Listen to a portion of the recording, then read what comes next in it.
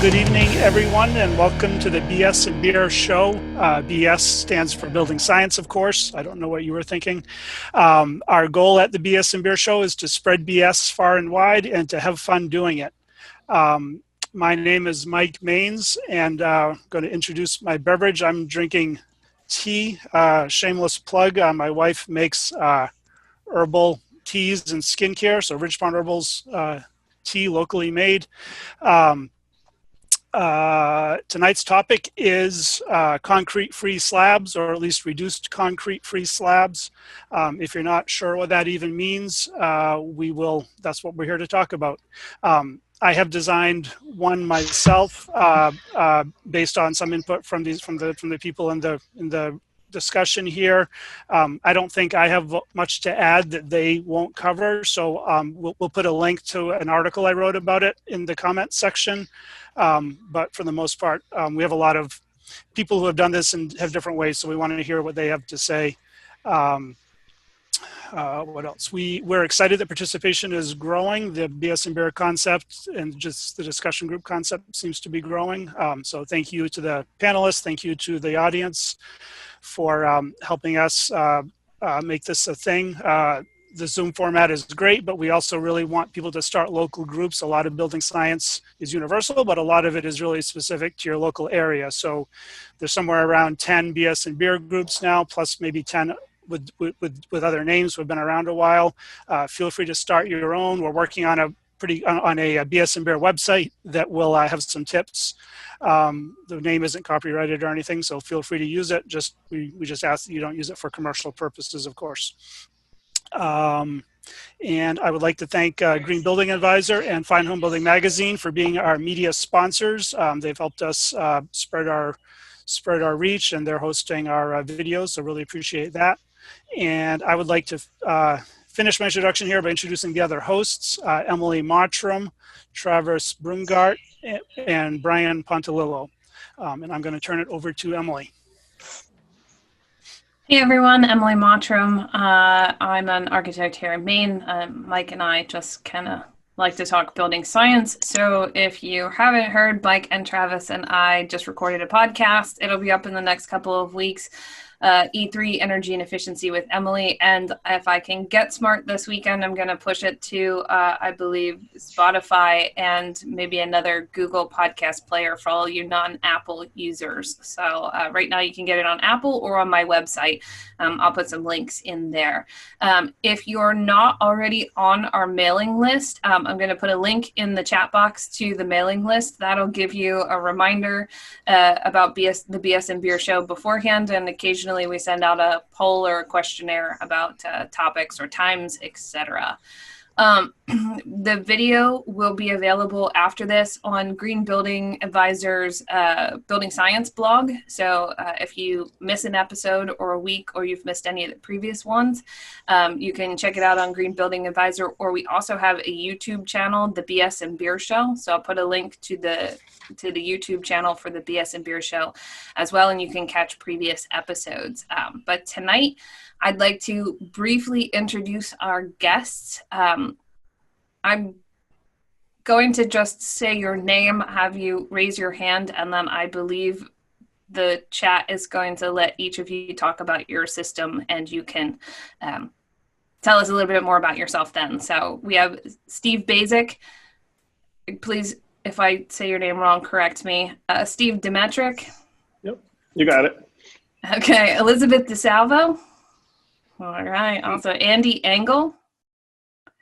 Okay, we've got Josh Salinger and Randy Williams. So I'm also going to add to the chat box a link to all of their websites so you can connect to them afterwards if you have more questions about the chat. So now turning it over to Brian, my co-host for the evening.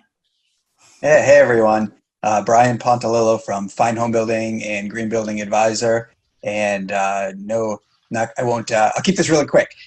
My job tonight is going to be to monitor the chat box. And so what we're going to do for a format is we're going to have all of our panelists tonight discuss a little bit about what they've done or their understanding or even their curiosity of concrete-free slabs, and that'll take about half of our time, we think, and then we're going to switch gears at that point and take questions from y'all. And the way we'll take questions is through the chat box. So if you can wait a little bit to post your questions, it'll be easier for me to spot them when we get to the second half of the show tonight. So that's about it for me, and thrilled to be here.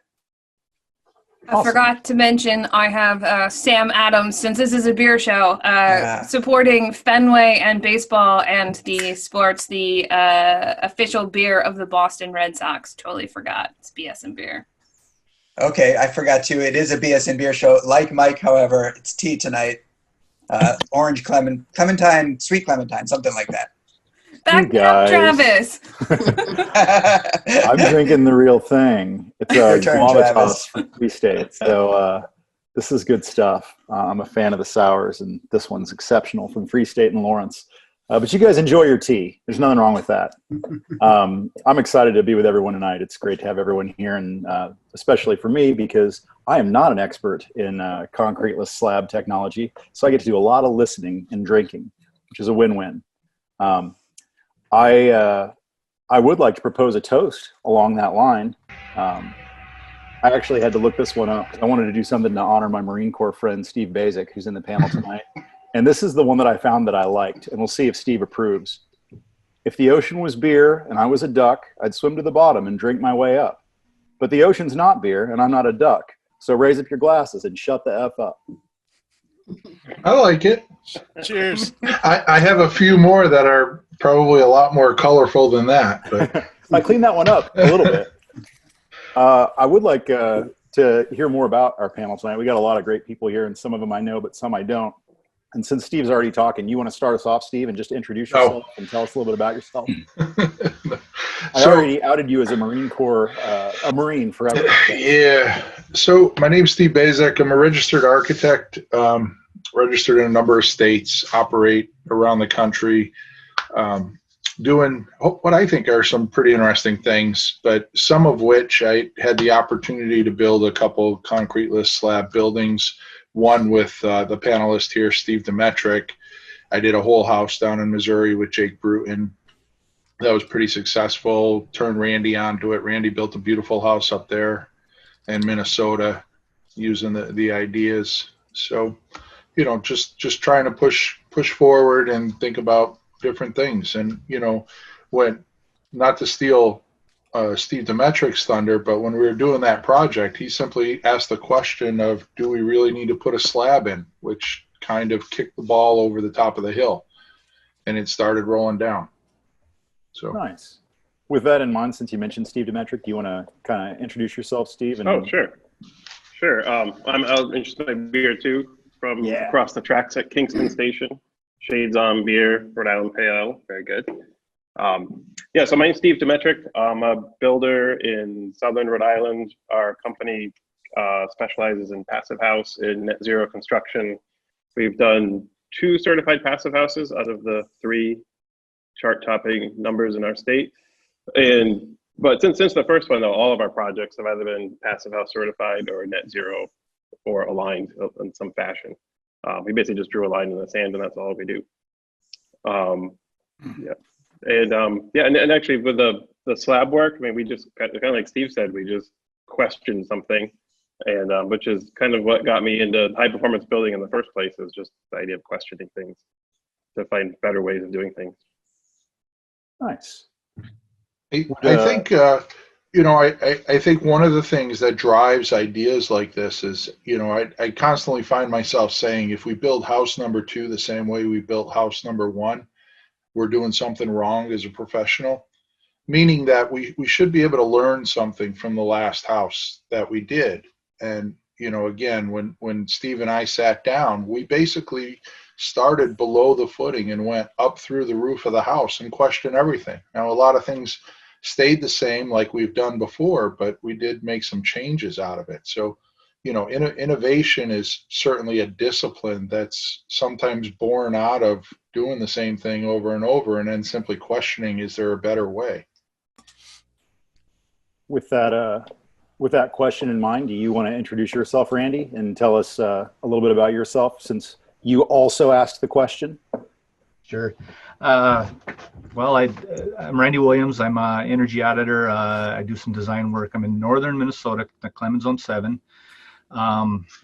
What's the heating degree days there, Randy? We're right around 10,000. It's chilly. We actually got above freezing today. It's been a while since we did, so still a little snow on the ground. Anyways, so I read the article from Steve and Steve on the slab that they eliminated the concrete on, and the idea kind of stuck in my mind for a little while. Ended up with a customer that it was a good fit for. And really what I wanted to do was eliminate the picture behind me. My client has got a lot of heated slabs, and that's the one behind me is one of the worst I've seen. That was leaking a lot of heat out the foundation. But that was an architect in Connecticut, and I too am really into innovation, and we've been building, we started, way before LEED existed, building super energy efficient homes, and then got into LEED, and then now we do passive house and net zero. We're probably done, I don't know, we're on our fourth or fifth passive house right now. We have builders we work with all the time, and we too saw the article by the Steves and decided to try that. So we first did a 3,000 square foot, 1-story house with all slab with slab. And then we did a couple other smaller portions of houses with that. And then I used to do this thing where I would put floor joists standing up on top of a slab so that I could feed stuff through there, like plumbing and electrical. So the last house we just did TJIs, 11 7/8 TJIs on top of the slabless slab, and we filled that floor with we just used that floor as the plenum for everything, because we were basically building a slab on grade and a flat roof house, and it worked really well. So that was my innovation, twist on the slabless slab. Very cool. Moving on down the list, I don't know Josh either. Josh, would you introduce yourself? Yeah, nice to meet you, Travis, and it's kind of an honor to be here with everybody. I am way out here in Portland, Oregon, so I think I'm the only one on the left coast out here. So thanks for all you East Coasters, and I suppose we've got someone from Minneapolis here, but great to represent. I am drinking a Barrelick Brewing. It's a IPA. This was brewed about less than a mile from where I'm sitting right now, so I want to give them a shout out for making delicious beer. And yeah, I suppose my innovation, a little bit about myself. My company is Bird's Mouth Design Build, and we build zero energy and passive house homes here in Portland, Oregon area. We built our first zero energy home back in 2013, 2014. And since then, we've certified 2 with FIAS, and we've got a 3rd underway right now. And it's always just been a kind of a passion of mine to always try to strive to do better.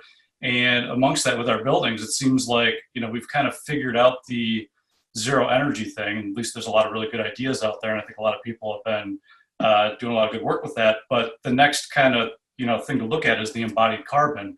And so to get rid of the concrete, especially when buildings themselves contribute up to 40% of all the greenhouse gas emissions in the United States, to be able to not only make zero energy buildings, but address that embodied carbon is really important. So I'm really happy for this discussion. My idea kind of came to me. I'm prone to taking baths in the evenings, and this was back in 2015. I was sitting in a bath, and as I often do, I'm just kind of thinking about how can we improve wall assemblies, and I assume this is what everyone does in the evenings. But I had just come from a CLT conference, and I was like, well, I use these things for walls and roofs. Why couldn't we use them for slabs? And so thinking about trying to make an all wood assembly, and kind of it occurred to me, like, why couldn't we use this as an option? Just instead of concrete, use CLT, which is wood, which is something that we haven't done yet. We've gotten very close to a couple of clients biting on this. There's still some things to be thought out with it, and I'd love to get feedback from everyone here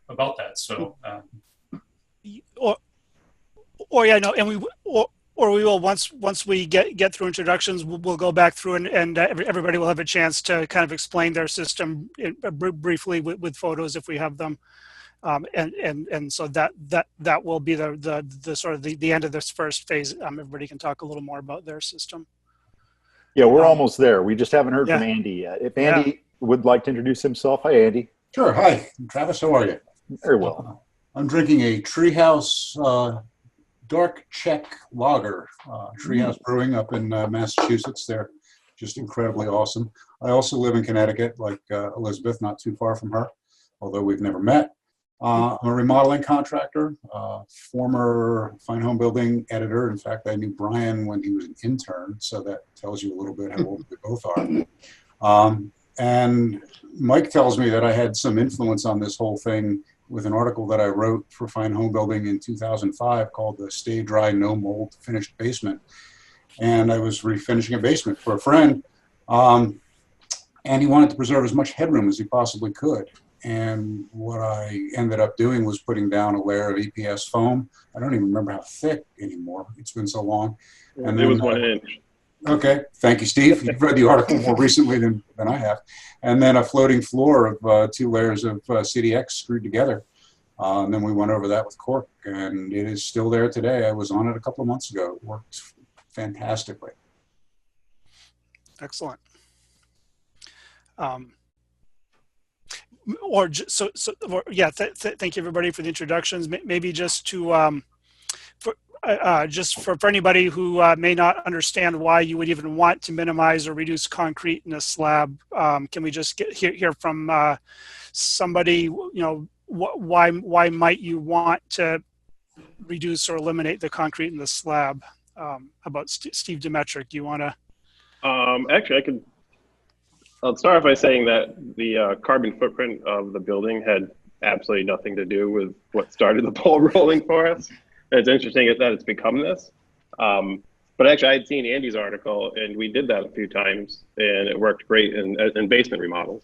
And that's what kind of got I kind of planted that idea from Andy. But then what the real motivation for us was we were trying to figure out how to install hardwood floors in a walkout basement finished over fresh concrete. And because the concrete has so much moisture, it's a passive house, it's not going to be drying to the outsides.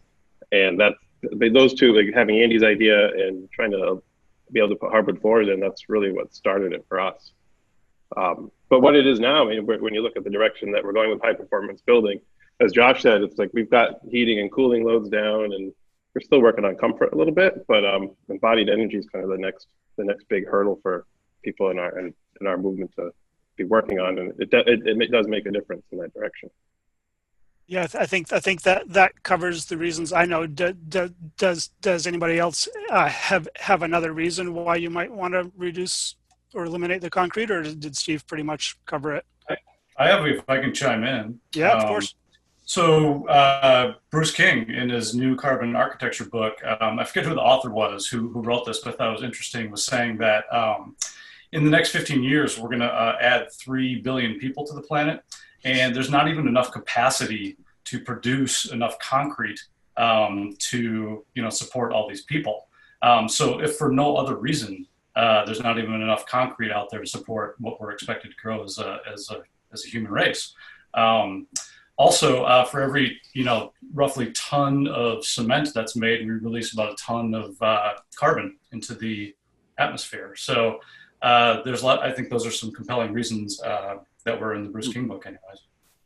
And also cost. I mean, you're saving all the cost of pouring that concrete because you're simply removing the concrete from otherwise the exact same system you would be using. You'd still be using the foam, and you'd still be using the subfloor if you're putting a wood floor in.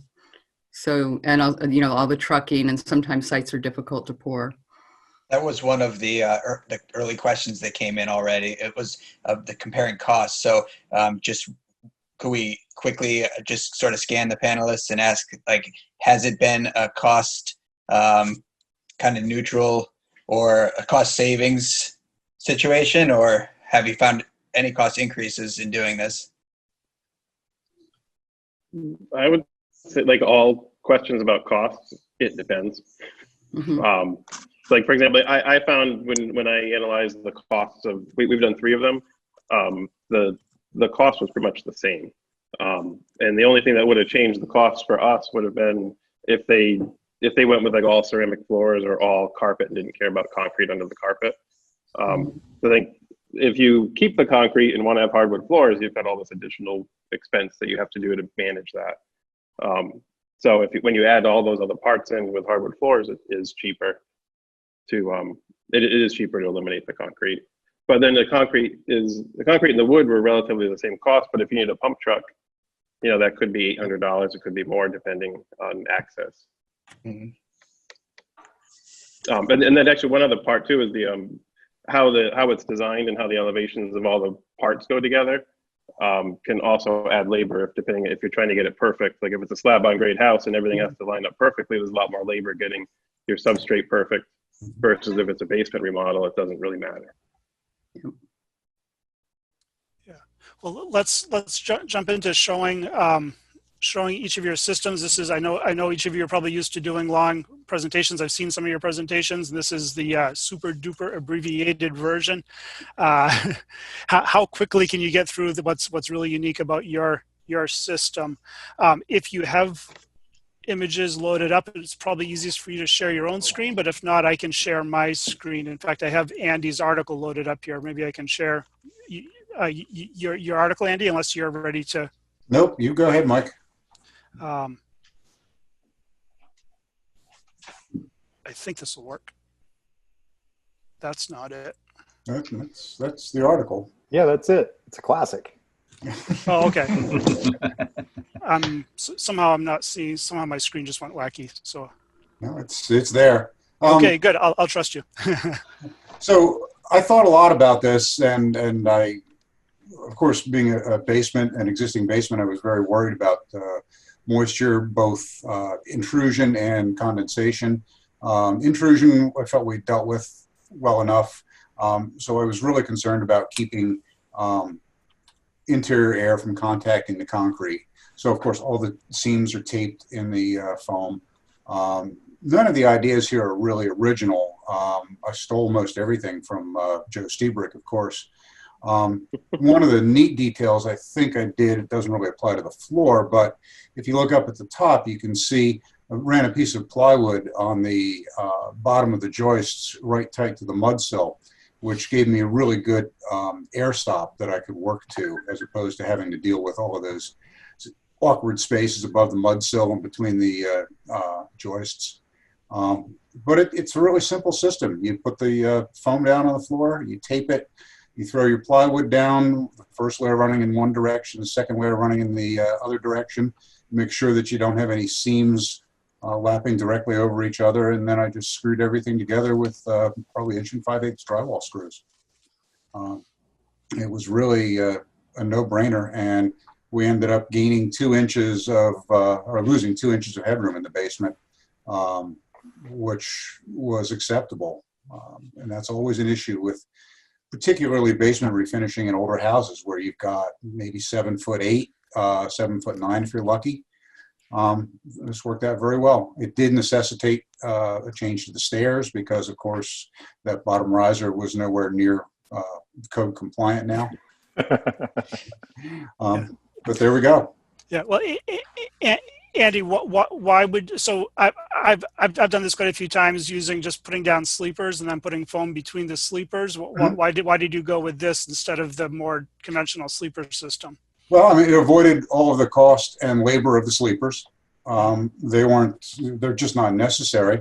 The floor was relatively flat, so we didn't have to worry about any major depressions causing issues with the floor.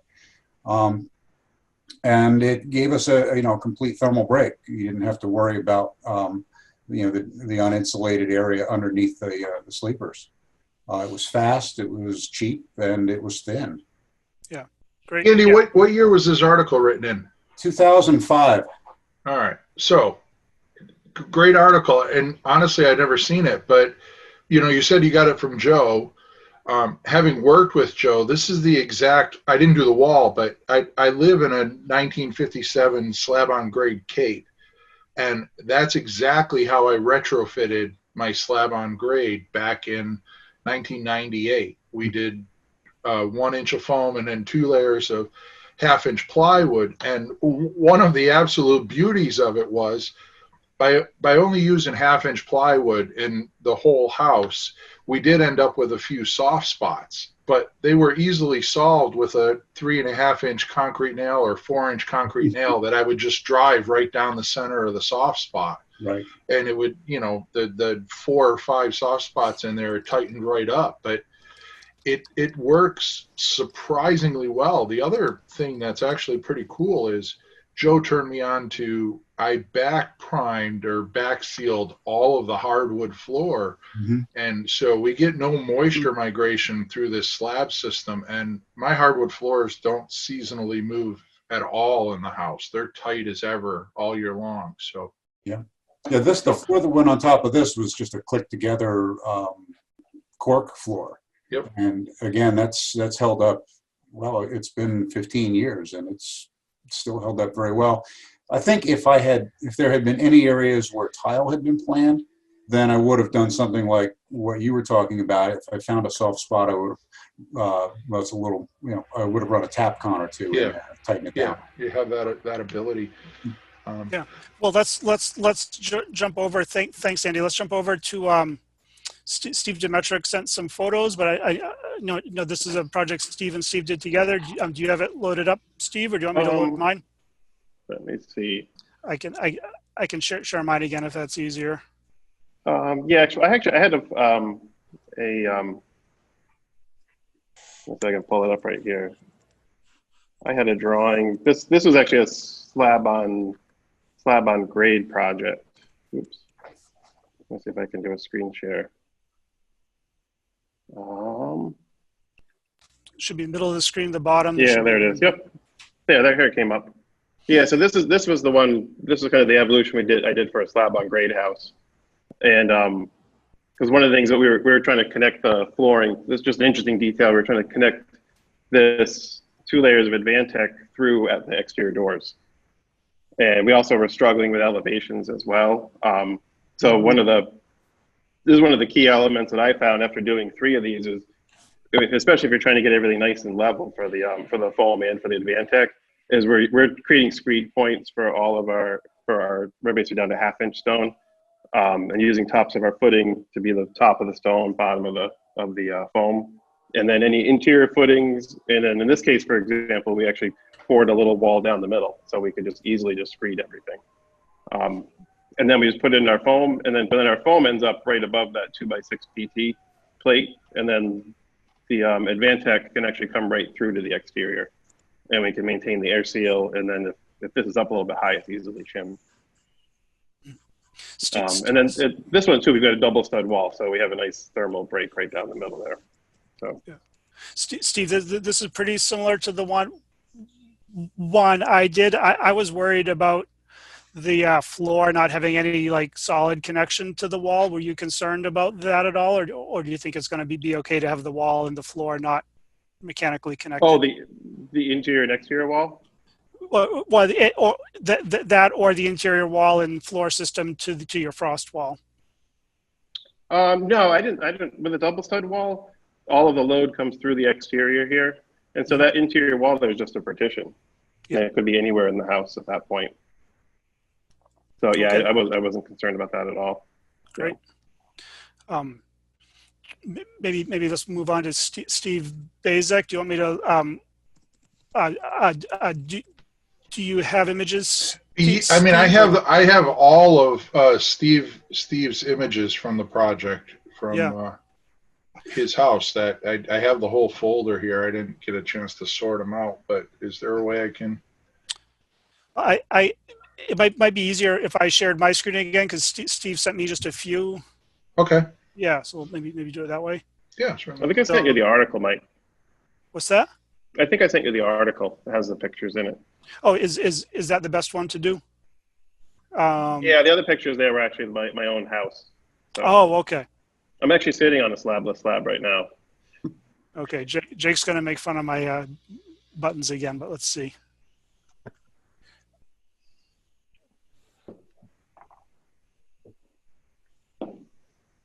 Does that work? Can you guys see?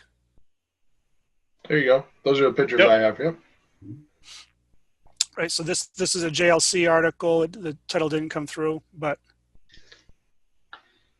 yeah, do you want to describe what's going on there, Steve? Or is this a good one, or do you want me to scroll? Yeah, like Demetric. Steve, why don't you talk about it? These are your guys, so. I mean, actually, yeah, Mike, if you scroll through, you kind of get to where a little earlier in the work. Okay, just actually, you can stop there. That was actually, in this particular image here, you can see we had our fill below is not level with our footing, and after trying to level this one, that's when we immediately made that change. And a little comment about fill, because I know a lot of people are asking about settling. That is an important issue to consider, and one thing I talk about all the time when people ask me about this process is that you need to have a really good excavator. That's really, really, really important. Someone that understands materials, that isn't going to dig a hole and then fill it with something that you're not aware of what exactly it is. And then the other part too is what material we use. We're fortunate that I have a really good excavator, and he also he has his own processing for recycling asphalt and concrete countertops. So actually all of our fill in these homes is 3-inch minus recycled asphalt, which basically once you put that in there, that's not going anywhere. He compacts it with his excavator, and we don't have to do multiple loads of gravel and fill it with water and spend a lot of time settling. So that's something that actually makes these projects affordable for us. Excellent. Well, let's move on to our Randy to show his system, and we'll come back around. Okay. Where's my screen share? Stop share. All right. All right, I do have a SketchUp I did. Did it come up? Yeah. Yes. We're all looking Okay. at it. All right, good. All right, so what I've got is we did I wanted to have a full foundation to begin with. We did an ICF foundation. My climate, I need 5 foot down to meet frost. So that's how we started the process. Yeah, there's some concrete in there, but the only way I was comfortable doing this process. We built the wall right off the stem wall, the ICF foundation. So the entire building was dried in before we built the floor system. I really didn't want that system getting wet because there was a poly between the 2 layers of EPS foam. So there's 2-inch or a little over 2-inch EPS foam. So we're sitting at about R20 on the floor system. The ICF foundation has got an R22 R value to it, so pretty well insulated for our climate. We ran the 2 layers of Advantech flooring offset. Again, Jake Bruton did this with Steve Basic. This was kind of based on their design. Again, having that completely dried in really was nice. The entire structure is built off the stem wall. There's no interior bearing points, so we were able to free span everything, build a floor system, and then come back in and put together the interior partition walls, which was nice. Excellent. Thank you, Randy. That's good.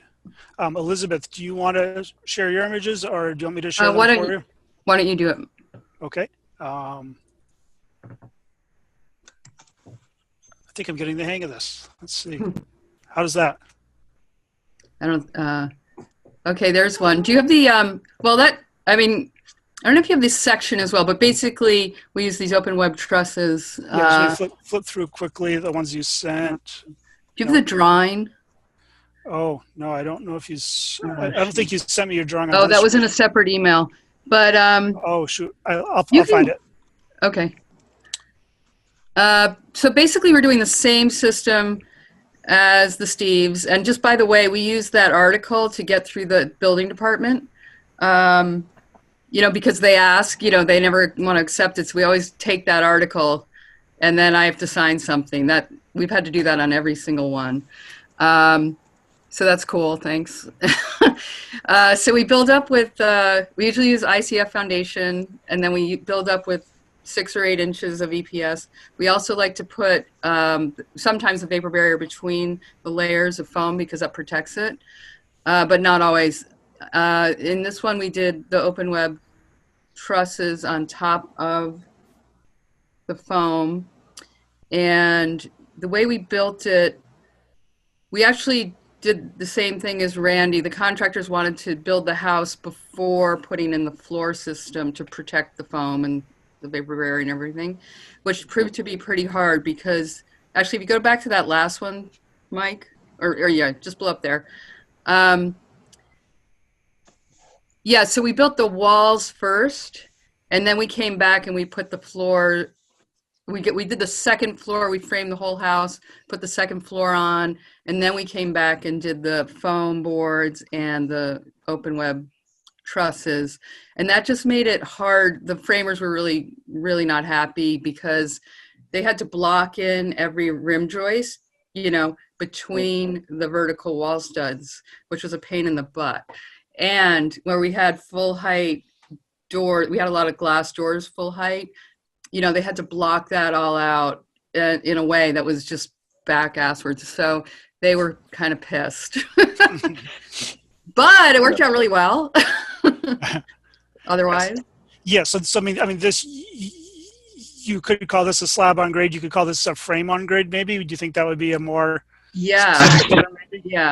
Yeah, because it did. We really had no room in this house. It was built on, the house was built on a ledge, and we had a height limitation. So it was a 2-story flat roof house squeezed between, just squeezed. And so we needed all that space for plumbing, electrical, and HVAC, which we used it for, which it really worked well for that.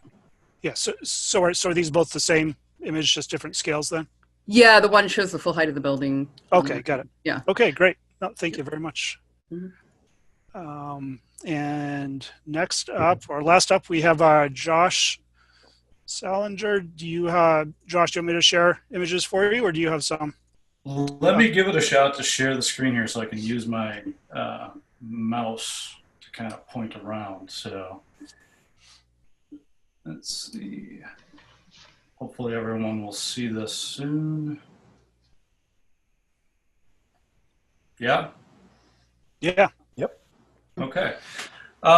So this was the idea of trying to avoid, you know, not only concrete, but also foam, petro foams, and trying to come up with a cost-effective way, a creative way to pull this off. And the 30,000 foot view on this thing is, you know, you show up at a perfectly flat site. It's the first thing you need. And then you basically scrape the ground of all the flora, right? So there's just minimal excavation.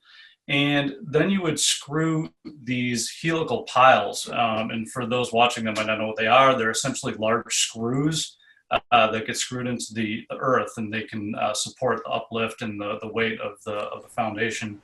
There's also helical piers, which are like rods that get driven in, which can be useful in rocky soils and stuff like that, where the piers might not work. Anyways, you show up, you scrape the ground, you screw in the piles where they need to go. Then you would run your groundwork, plumbing, and electrical at that point. Then you would throw down gravel, and the gravel would act as the capillary break to, you know, stop moisture and vapor from coming up from the earth.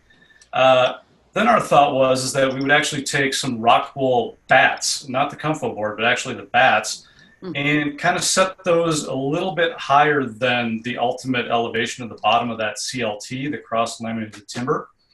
The thought being that as we set that CLT down, they would actually compress those bats and create a nice compressed and fully, you know, touching all 6 sides of this box, so to speak, on the CLT.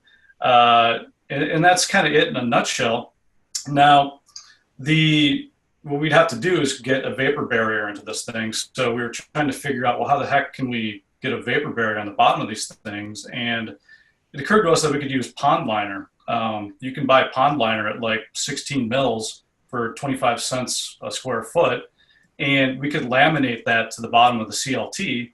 and that would create our vapor barrier and be on the warm side of this assembly right here. So we are in a seismic zone here. So we actually did have this engineered with a structural engineer. And by setting these piles with a connection plate that's still kind of to be determined, we can actually run those to our H22 connectors in the wall. And this will work in a seismic zone too. Then the other thing we thought to kind of save on cost too is with the CLTs, and I actually called a CLT manufacturer called Structurlam. I believe they're up in Vancouver, BC, but they have a local office here in Portland. And they said that with those multiple layers in the CLT, we could use the top layer and use oak as the top layer. So we could have the first two layers just be typical spruce, pine, fir, and then put oak on the top. And then, you know, that could just be our finished wood floor right on the top of that. So we were like, oh, this is cool. We get a really high performing wall. We get a finished floor built in with wood. You know, we get a vapor barrier made with pond liner, which is cheap. We got all this time that we can save. We don't have to wait for the concrete to set. We can start framing right off this thing. So, and we can make it really airtight. And with the addition of the exterior insulation, it kind of encapsulates that wood CLT and makes for a long-lasting assembly. We're in climate zone 4C here, so that's mixed humid marine. So you may not be able to get away with this in all climate zones. We just have, you know, 4 inches drawn here. But we've been finding that we can actually meet Passive House here in Portland, Oregon, just 3 inches of exterior insulation. In this particular drawing, we had thermocork on the outside because I wanted to just do like an all wood, super low carbon assembly. So, you know, there's still some trickiness to it. Like when you meet the panels, you know, when they join, actually, let me see if I can scroll up here. In this particular foundation we were looking at, it was about a 1,200 square foot foundation. It was 27 by 47. These panels come, I think 14 feet was the minimum, or the maximum, sorry, here, and they can be as long as 40 feet. So we couldn't quite get the entire 47, so we kind of cut it down the middle. One thing we haven't fully worked out is with the movement of the wood, you know, how we create some sort of lap joint there that allows for movement while still, you know, is blocking the vapor from down below, and also allows for air tightness at those joints. And so that's one thing that we have some ideas for. And the other thing we have to work out is just the reality of, you know, when you have your plumbing stub outs, how are you going to land a really heavy panel? You know, we're guessing we're going to use a crane or something along those lines with this particular assembly. But how do you kind of thread that needle with the plumbing sticking up and then trying to land a large panel over the top of it? Open to ideas on that one. We've come up with some stuff, but no golden arrow yet. So it's kind of a nascent idea, even though I've been kind of stewing on it for about 5 or 6 years now. So if anyone out there watching this, or any of the panelists, you know, marinate on this or think about it more, I'd love to kind of open source this and come up with some ideas. Yeah, so, I got about 10 questions. I realized we shortchanged Elizabeth a little bit. I forgot we had a bunch of photos for her. I wonder if we just want to just quickly go back to Elizabeth's photos and then we'll open it up to questions. Is everybody? I got about 10 questions there too. Okay. No, let me get your screen. Yeah. Yeah. Thanks, Josh. I appreciate that. That's a cool system. All right. So, sorry to shortchange you, Elizabeth. Can you? Oh, it's fine. Is that the right screen? You can see what I'm seeing. That's a good one. Yeah. So it's showing some ducts and plumbing and electrical, and we did end up spray foaming the rim band there. And so like a big advantage of your system is you have access to mechanicals. I think that's a good. Right. So what drove the depth of the trusses? You know, we started smaller, but we just decided as long as we were doing them, we'd go a full, I guess, a foot, 11 7/8, you know, to get the most out of. Oh, you know, one of the things was slope. Our longest plumbing run drain needed enough slope from the kitchen sink, so that was one of the drivers. Gotcha. Yeah. So let me ask you this: Mike, you're killing me. Okay, I'll go back. This is how's that, Steve? Is that a good That's one? perfect. Yeah. All right. So here's a question. Why not, or a thought? Did you think about minimizing the EPS underneath the trusses, getting rid of the closed cell foam, and just netting the top of the trusses and blowing cellulose in there? We didn't. We didn't, but we could have. Well, my original detail also had cellulose. We had 6 inches of foam and then also the cellulose. And then we did some woofy modeling on it. And we just realized that it really wasn't doing that much for us. So we got rid of it. The cellulose wasn't doing much thermally, or not doing much? Thermally, yeah. And also, I think the contractors thought it would be hard to work with that. This way we had everything open, and it, how long it takes to get all the subs to do their thing. Yep.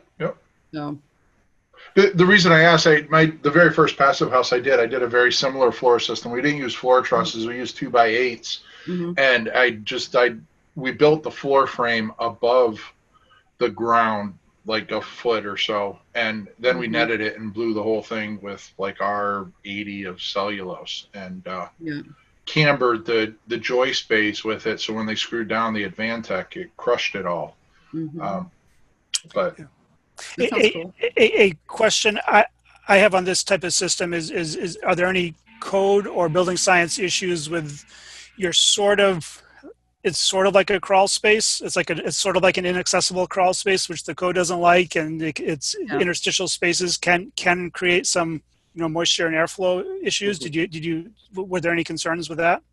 No one raised any flags about that, and we didn't have that concern.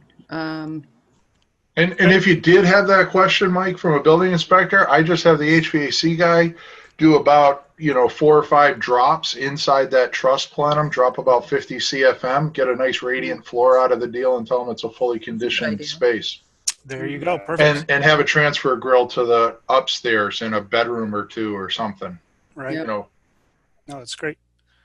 Okay. Is that pretty much covers it, Elizabeth? Do you think, for yours? Yep. All right. Let's go. Well done. Thanks. Excellent. Let me turn it over to Brian, who's been looking at. Don't forget to go back to Josh's detail. I still have my 10 questions. You got questions on Josh too. Jeez. All right. Let's have two questions. For I have a whole lot, because I tried to do similar things, and I run into a whole host of problems there that I want to see if your problems are the same as my problems. Yeah. So. Would you like me to share this back? Would that be helpful? Yeah, please put the detail back up. Okay. And you said you're climate zone 4? 4C, yeah. 4C, yeah. All right. So, a couple questions. Helical piles. Does your structural engineer take responsibility for the whole system? Yeah. So, no. So the helical pile manufacturer actually will deliver some engineering to our structural engineer that they'll incorporate into that. But I believe from a our structural engineer would be kind of covering that liability under his umbrella. Right. All right. Yeah. So the helical pile guys give you reactions to the top of the pile, and your structural engineer takes that information and designs accordingly. Correct. Okay. Yeah. Because I've done some helical pile work, and my structural engineer will not go below that metal plate. He said, I have no idea, what's down there unless you do some pretty advanced geotech at every pile location. You have no idea what's going on. So, second question, the metal cap plates to the helical piles, were they attached to the pile upon driving, or were the piles cut and welded those plates to them later? Right. So now we haven't built this. So this is kind of. Oh, this is unbuilt. Okay. Yeah, so what's your plan then? So the current plan is that we're to be determined, right? So the thought is that we would probably weld something on the top of the pile afterwards, which would require that special inspection and inspector there to do that, but also to be engineered accordingly. I know that the structure lamb, the CLT manufacturer, has a lot of connections, because they're doing a lot of stuff with commercial buildings now. And she seemed, when I was talking with her, pretty confident that we could find something that would work in this scenario. But to answer your question directly, no, it's to be determined. Okay, so the CLT manufacturer, now, do they handle the engineering of that dance floor, and they give that to your structural engineer? I mean, who takes the responsibility kind of piles? Yeah, same. So they're going to deliver a package that's going to say this is the the deflection in the CLT over this much, and so on and so forth. So yeah. I mean, honestly, I was surprised to see the panels as large as they are, and surprised that. I mean, you're probably talking, we have this 4 1/8 of an inch going 23 feet. It'd be interesting to understand what the deflection is there. I mean, I understand that it's laminated timber and it's put up, but that's a hell of a span for a 4-inch dimension. Yeah, so they also make it, you can get it as thick as you want. So I imagine your structural engineer is going to let you know what we need. In this particular case, we did have that engineered, and just the 3 layers of ply was sufficient. And the other thing that, I mean, did you have conversations with the CLT people about hacking up that diaphragm? Because I can't imagine cutting holes and a lot of great in it. Yeah, sorry. They have a lot of great handouts saying, similar to like a like an eye joist or a beam, you can drill a hole within a certain distance of the edge that can be up to this big without any issues. Mm-hmm. I wonder if another way to minimize your piers but provide structural support, it would cost more, but if you did comfort board instead of comfort bat underneath there, I mean, comfort board is supposed to be adequate under slabs. I think most people except for Dan Edelman, the Rockwell guy, is a little bit nervous about it, but it's just I wonder if that's an option.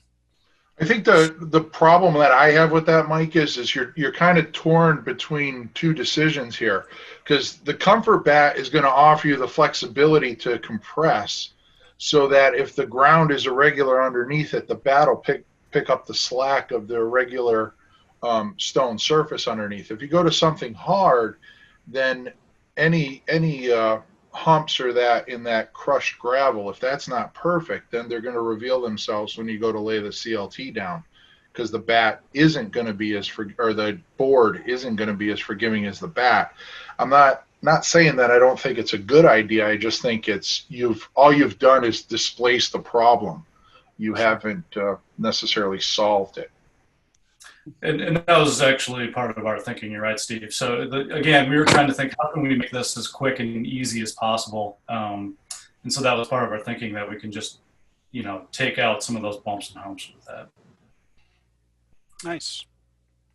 Any other questions for Josh or anybody else among panelists? We're actually at our 5-minute warning time. So actually, let me switch gears a little bit here. Sorry. We have about 5 minutes left until 7 o'clock. So at 7 o'clock, we'll shut the official discussion, but we'll keep things open if people want to stick around for a while. I would like to sincerely thank all of our guests and our audience, and again, Green Building Advisor and Fine Homebuilding, and my co-hosts for all the time and effort that goes into making this happen. But so let's switch over to at least make sure we get a couple of audience questions in here, and then we can do more free form after 7 o'clock. Yeah, so the first question that we got, I think, is a good one to ask. If you got any particular pushback from your local building officials, and how you appeased them if you did. I said, I always have to sign some special piece of paper, and I always show the JLC article as backup. So far, I've had to do that on everyone. I can say I've never had any pushback at all. Yeah. No one's even, the inspectors come in and they don't even know what they're standing on. It's a short conversation, Brian, because you can go in and talk to the building inspector and you can say, listen, we have 2 scenarios. You can accept my stamp drawings where I take full responsibility, or I can do it your way, and you can write me a letter saying that you accept responsibility for the way you choose to do it. That's good. We actually did have an issue in Portland, Oregon, and we did actually submit the article that the Steves wrote, and we did an adjustment. We had to pay for it. It took about a month, but they did let us do it. Excellent. Yep. Oh, I think, as far as the code goes, the full basement one that I did with Steve is probably more scarier to a building inspector than, say, the house I did with Jake. And the reason is because you have the, you have the ground pressure in the basement that you don't have in a slab on grade house. I mean, the house I did with Jake, and I apologize for not having a detail of that, but it's basically a stem wall that's buried in the ground. But I think this system is exceptionally well suited for that. And Randy's is pretty much there, where we have ground pressure on both sides. So the question is, what do you really have to lose? The slab there is certainly not doing anything. Yeah, I think one of the comments that Steve, that you and I came up with when people were questioning us about the foundation and pressure at the footings, and being in New England, you look at any house that's built before 1900s on a rubble wall. Yeah, and a lot of them have full basements, and they're not, if they're crumbling in, it's usually from the top down. And they don't have slabs. I grew up in a house. And they don't even have slabs. Yeah, I grew up in a house that had dirt floor and rubble stone walls. And the slab to footing connection can be engineered very easily. Like, it's standard for us to key our walls into our footings. You can always add extra rebar that comes out of the footing to keep the wall attached to the footing. If you're worried about that whole thing bowing in, you can just add 2 more pieces of rebar into your footing, and it's going to be stiff in the horizontal direction that way as well. Really what we determined after beating it back and forth, the slab's not doing anything. No. It's just taking up space. And at least in the homes that we're building in our climate zone, it's doing is taking up space. And the high-tech solution to that, Steve, too, is if we ever did get serious pushback, all you'd have to do is come in with some intermediate footings that run through the middle of the house. It would be a little bit more concrete, but it's still a hell of a lot less than pouring a slab. Yep. Yeah. So I have a little pushback on that, because we have a lot of expansive soils here in the Midwest. We're constantly told we can't even backfill until we frame our first floor diaphragm because of all the expansive soils that are going to push our walls in and slide our footings across. That code's ignored up here too. But my question was going to be, is there a clever design detail where we can tie that floating diaphragm into our footing or the base of our foundation wall and resist some of that expansive pressure?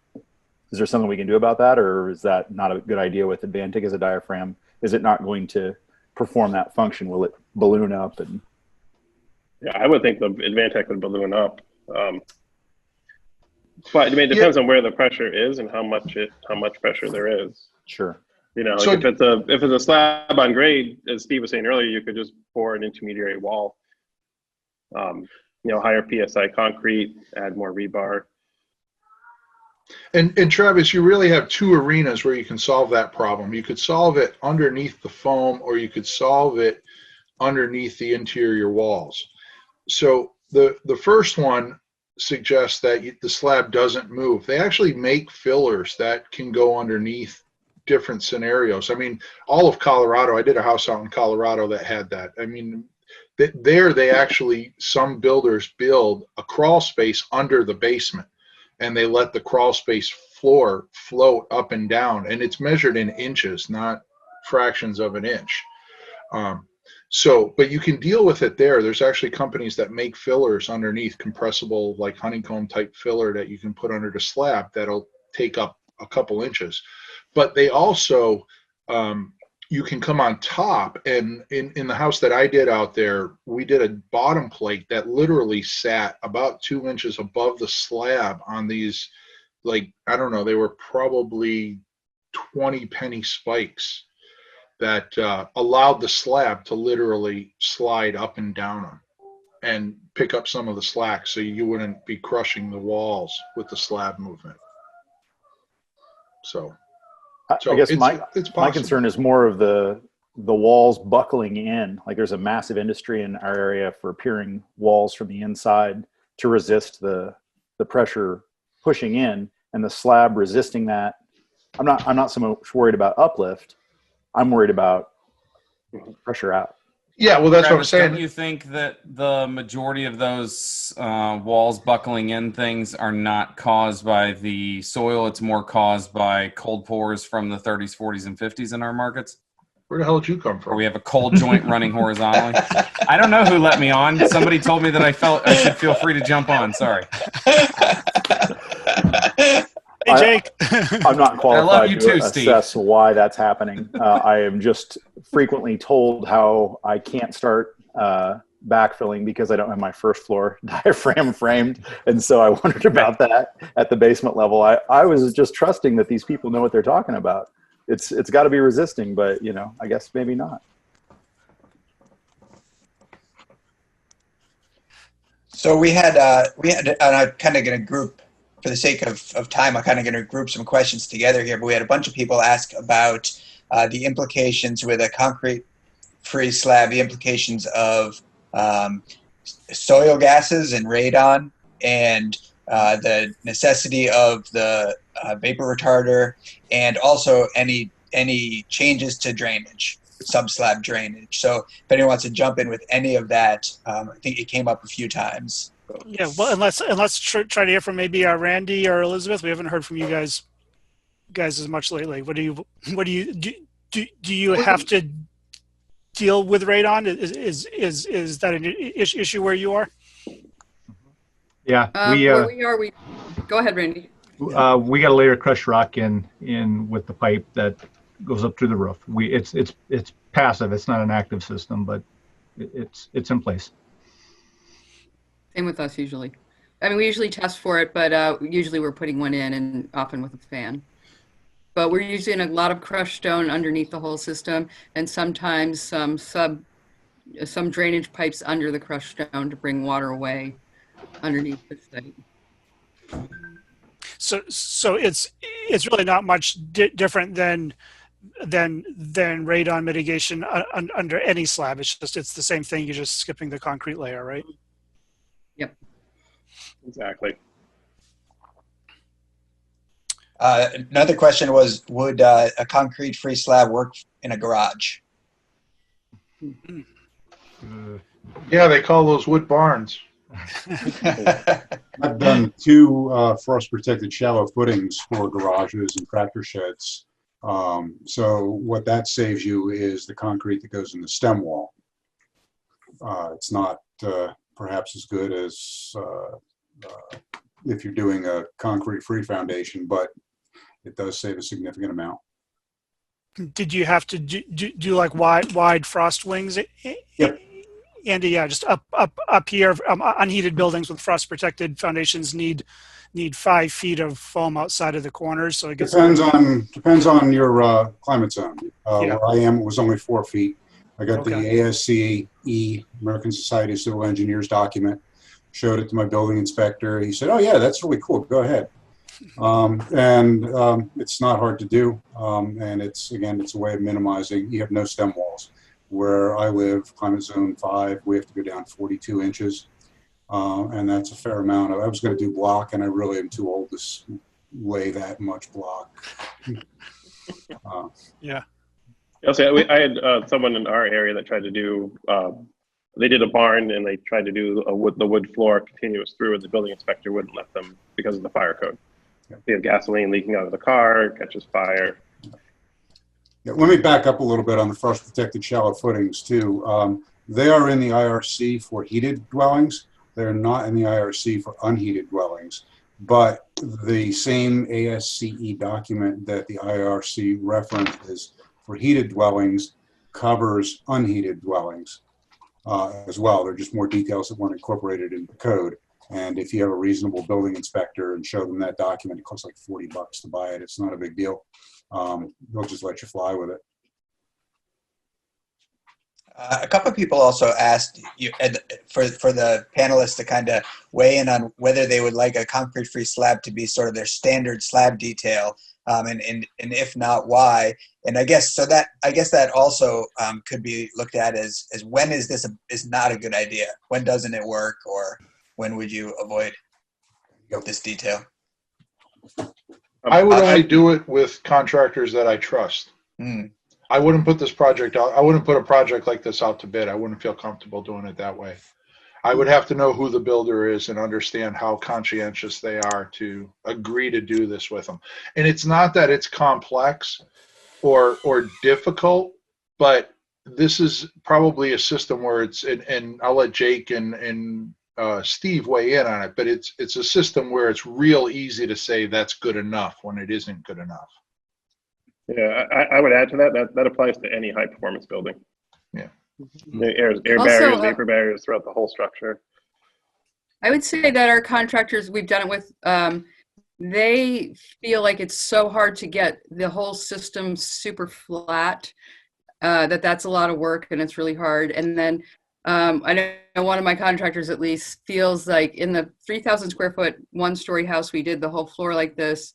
It's true. When you walk around, when you get to the haunches at either the edges or we have a center load-bearing wall, at both those places, you can feel ever so slightly the difference in the floor. You know, it's ever so slight, but you can feel it, like the slight difference in the bounce and the height. And so he's not a huge fan because of that. I don't mind it. Yeah, and I mean, I would agree with you on that one, Elizabeth. I do a ton of work down in the Southwest where we just do concrete slab houses. And so I get a little annoyed when builders say, oh, look at this. See how this is up 1/8 of an inch? It's like, come here, I'll take you down to a 3,000 square foot house down in New Mexico where the center of slab is up 1/4 of an inch. And it's all concrete. So the idea that you're going to get perfection because it's a concrete slab and Concrete's this never isn't, perfect. yeah, I don't buy that argument any day.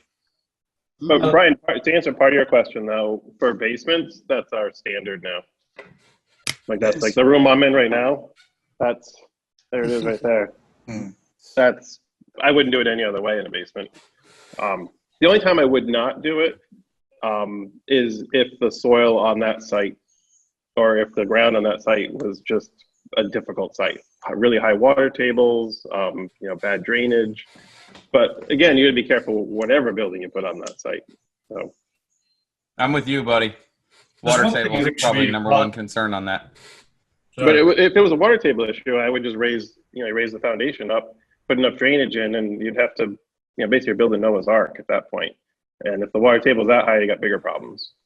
Hey, Steve, should we mention Craig's trip to Colorado and what he found when he came home? Oh, yeah, I totally forgot about that. Yeah, for people that are worried about water damage. So the first one that Steve and I did, the main water line coming under the slab into the house from the street, where it went into the water meter, burst. And he was away, and he came back 2 days later to find, I think, 8 inches of water in that basement, and it held it like a swimming pool.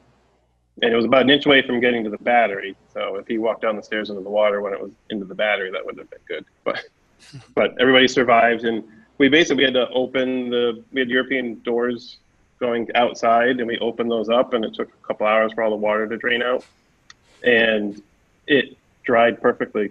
It went back together like a normal, any water basement remediation. Yeah, but the Advantech stayed intact, right? I mean, it was. Yeah, the Advantech was only intact. screwed together, no glue or anything. But the pressure of the exterior walls pinning down the edges of the Advantech was strong enough to keep the water from getting in between the layers. So we actually pulled some layers apart, and the water wasn't even in between the layers. Even at 8 inches, that's a lot of water column. That can do a lot of damage, if there's easy access to get in. But just like air pressure differences, if you need an inlet and an outlet, and if the outlet stopped up, the air can't go in. Water couldn't go in either. So we drained the whole house out. We had to pull all the floors out. We cut 2 feet of the sheetrock around the bottom, pulled out the insulation, and then we just put it back together like a normal house. So. One thing to be added to, you asked about, would you use this for your typical detail? And one benefit is, and we haven't talked about this yet, is just constructability. In what order you do this, right? So here in Portland, Oregon, it rains a lot. And, you don't want to have a vapor barrier, with your slab and then have it rain. Because you're just going to have a pool of water that then you have to either suck out and put your plywood down on, or if you had the plywood down and then it rained, you're just asking for a big mess. So when we're talking about doing this in our upcoming project, we're simply going to do the groundwork plumbing, throw down some of the gravel, and then frame the house on that gravel, dry it out so we have the roofs and the windows in, and then you have carpenters come in and actually lay down the plywood after that. So when you're working in climate zones that are, you know, cold or snowy or wet, it actually could be an advantage because you can actually install that on your own schedule. You're not waiting for subs. You don't have to worry about all the drying out of the concrete. You know, also you can, if you do that in-house, you might have a better margin on your in-house labor than you would by subbing it out too. So it could be even more cost effective. But there is that constructability issue where you do have to do it kind of after the house has been framed. Joshua, that's exactly what we did. We because we were using lime waste underneath, we got it to rough grade, framed the whole house, zip taped the roof, everything, and just left one window out all the way down to the ground. You know, we left the sill out, and then we were able to drive equipment in, everything, while we were completely watertight and we didn't have any concerns. And then our in-house carpenters were able to get in there and lay our screed and our Advantech and everything, you know, out of the weather where we didn't have to worry about things changing. I also, real quick, had a recommendation for you. You're talking about setting those panels in place and trying to figure out how to do that with your plumbing coming up. Just leave that vertical pipe unglued at that last joint. So after you come out of that P-trap or whatever, that turn, just leave it unglued, leave it where it is, measure to it, pull the pipe out, set the panel, stick it back down and with glue on it. That's a good idea. Thanks. Yeah. If anybody's interested, I do have my detail that's pretty similar, I think, and it kind of no, we don't care. Yeah. Well, I think it goes with what Josh is saying because that constructability is probably the worst part of it. Yeah. Let me just show this quickly. I mean, while you're bringing that up, I had a project where we were planning on doing this, and we ended up actually pouring the slab because we moved out of summer and into the fall, and the builder didn't want snow and all this other stuff that he had to deal with the dirt inside the foundation. So, you know, seasonal plays a role. Yeah. So I wasn't as concerned with constructability because this was an owner built project, and there were some specific things, and because of the site, I was actually worried about the frost wall, grade beam, whatever you want to call it, tipping. So I wanted to have the subfloor continue out, and we went back and forth and decided instead of doing the double layer, we actually did sleepers, and I did the math. There's no compressibility issues with sleepers. So if you instead of 2 layers of Advantech, you can just do 2x4 sleepers, and the Advantech flooring ran out onto the mud sill, so it kind of locked the flooring in with the stem wall. But I think but the problem is then that you have to this whole floor system is vulnerable to rain, so you really have to hustle to get the shell dried in. So I think you guys have me convinced that maybe I was being a little overly cautious there on constructability. Yeah, I think with a lot of these high performance details, making them constructible and making them so that the average builder isn't afraid of them is really, really important if we want it to happen. Because the average builder, I wouldn't build that, Mike, because I know it rains. And as soon as I start, it's going to start raining. No, it was this kind of Murphy's law. Now this we came up with this. I hadn't read. I know Steve and Jake published their version of the slab free, slab on grade, and later Randy did it. I did this kind of blind only based on your article and talking with the owner builder. But no, I think this was a prototype, and I think constructability is definitely important. And Mike, your detail to solve what you want to do and then solve Steve's constructability, it would be simply by just going to the next larger size for that bottom plate. So you have a nailing flange there to bring the Advantech into and screw to. Oh, actually, you know what? Yeah. That actually would have worked just fine without even changing it because I already have a 2x8 plate, so I could have just you could have just stopped it there and framed the wall on top. Yeah. All right. Well, that was dumb. Travis had a good private question, but I think it's good to share. Is there a carbon what is the carbon accounting on Advantech versus Portland and concrete? I mean, Advantech is not a zero carbon material. There's a lot of petroleum in there. Actually, I have exact numbers for that, Mike. You do? Because somebody brought that to me a couple months ago, and I was talking with Mark Rosenbaum, and he has, I brought it up earlier today. Oh, right, Stephen? A 4-inch slab is, is 231 to 318 kilograms of CO2, embodied CO2 per yard. The Advantech is 0.74 kilograms of embodied CO2 per square foot. So 2 layers of Advantech is 1.4 kilograms of embodied CO2 per square foot.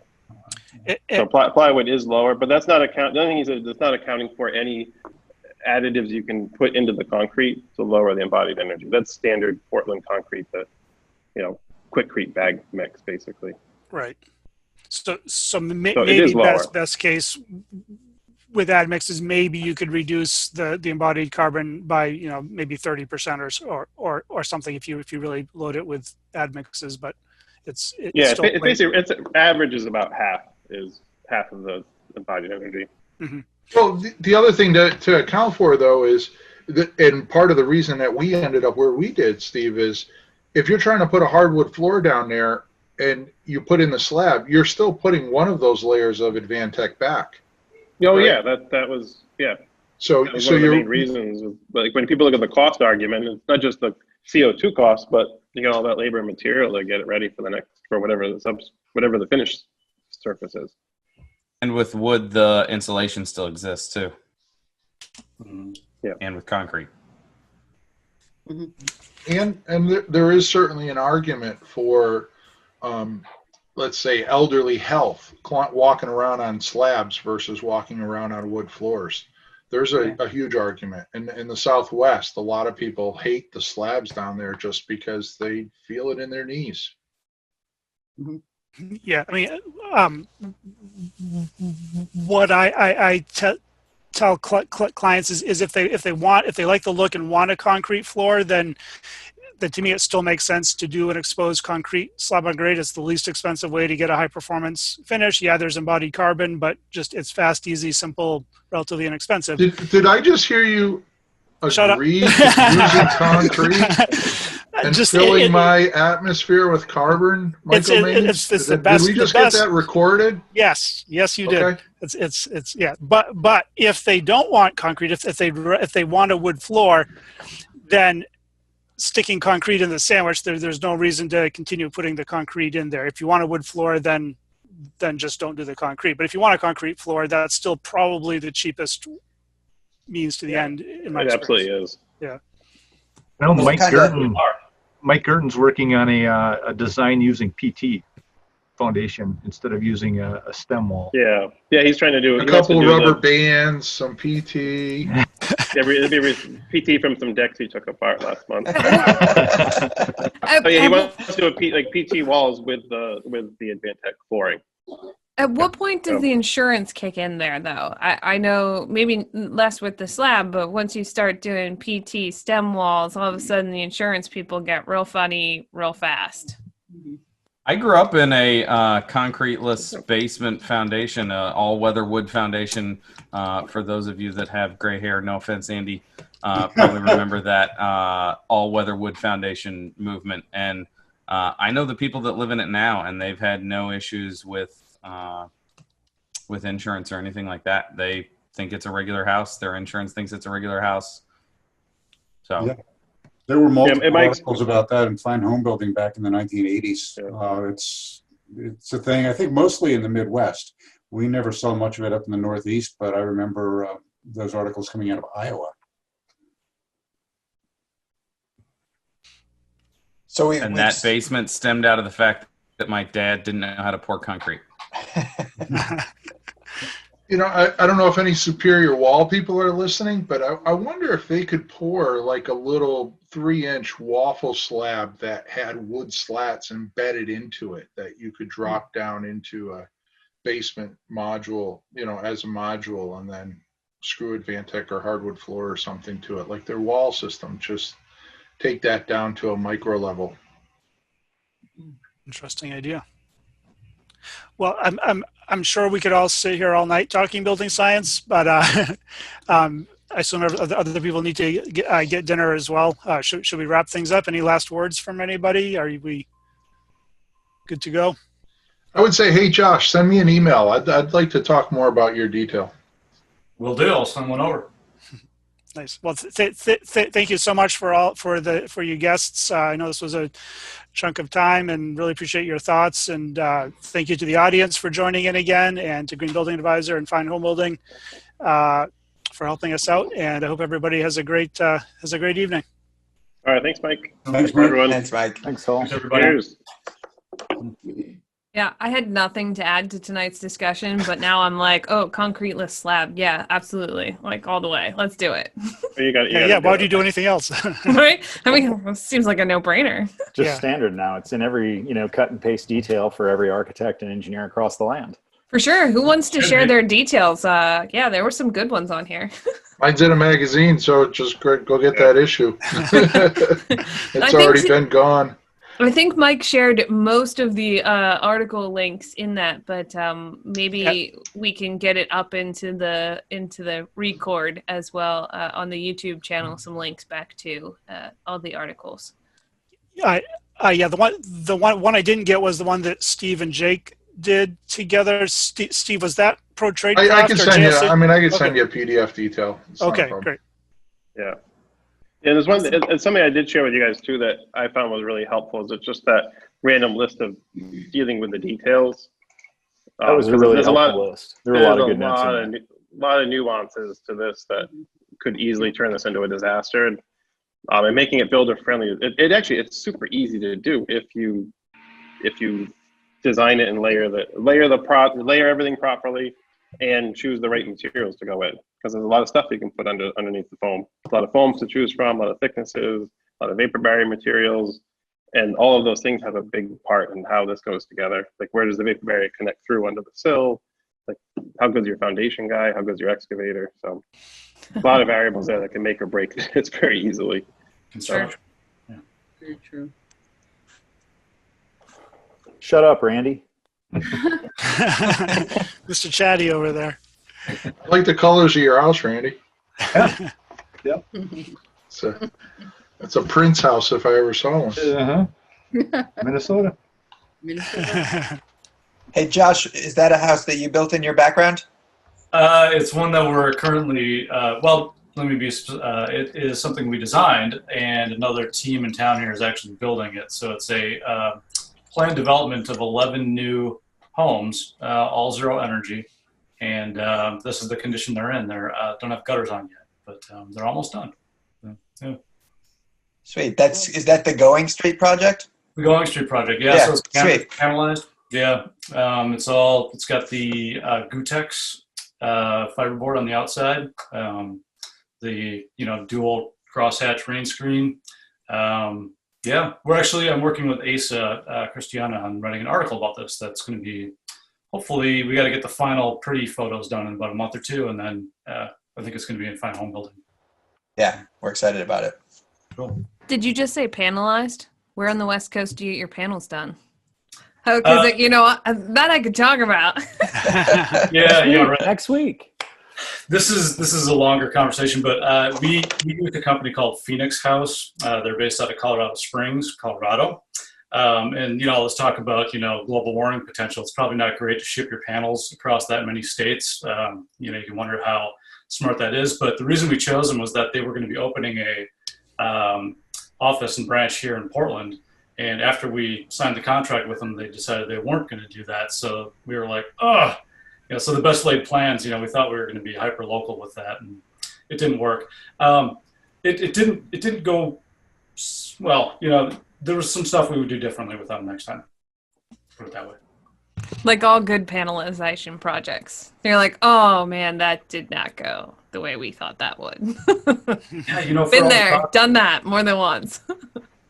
Yeah, for all the talk of this is the future, it's like, wow, we still got to work out some kinks here. It's, it worked well with 11 homes because we actually did save a lot of time. And it was really intentional because there was large interest payments on this large project. And that time savings actually turned out to be significant enough that it not only, was cheaper than the premium of going with the panelized, but also kind of was still cheaper than all the issues that we had with the panelized. So it did work out.